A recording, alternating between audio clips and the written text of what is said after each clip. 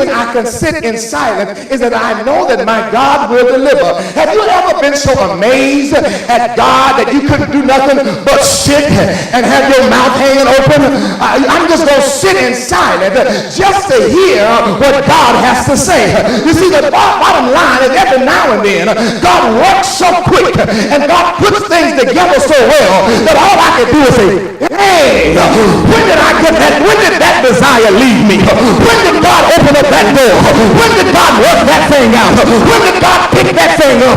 Sometimes we have to sit and don't say nothing, just sit in silence. And the reason we can sit in silence is because we've got a track record with God. Because the last time we sat in silence, God opened the door. The last time we sat in silence, God worked it out. And so if God had power yesterday, if God had power yesterday, I'm just crazy enough to believe that he's got the same power today. God told me to tell somebody, just sit in silence. But now something else here.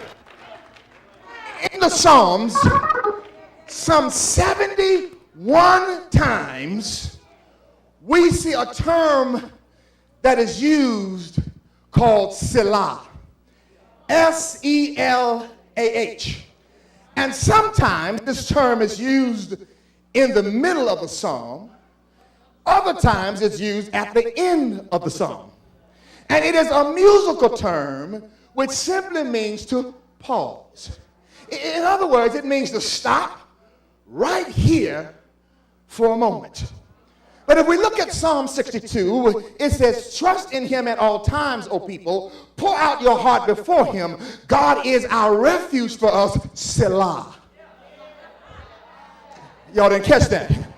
He says, trust in him, O times, O people. Pour out your heart before him. God is our refuge. Pause right there. Don't make any noise at that point. Because what I have given you is enough for you to digest for just right now.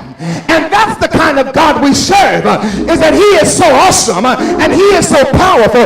If he gave us everything that we stood in the need of, we wouldn't be able to handle it. So the psalmist said, I want you to take that amount in and pause right there. God is so awesome. I stand amazed at how God works things out. I agree with Paul. Eyes haven't seen it. Ears haven't heard it.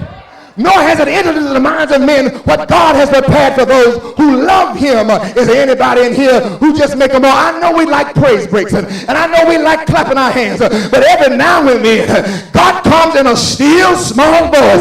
And in order to hear what God has to say, you've got to find you a corner. You've got to make wherever you are your sanctuary so you can just Selah for a moment. So you can just pause because God got something to say. And if you're making too much noise, you're going to miss it. If you're hollering too loud, you're going to miss it. So just pause right where you are and listen to what God has to say.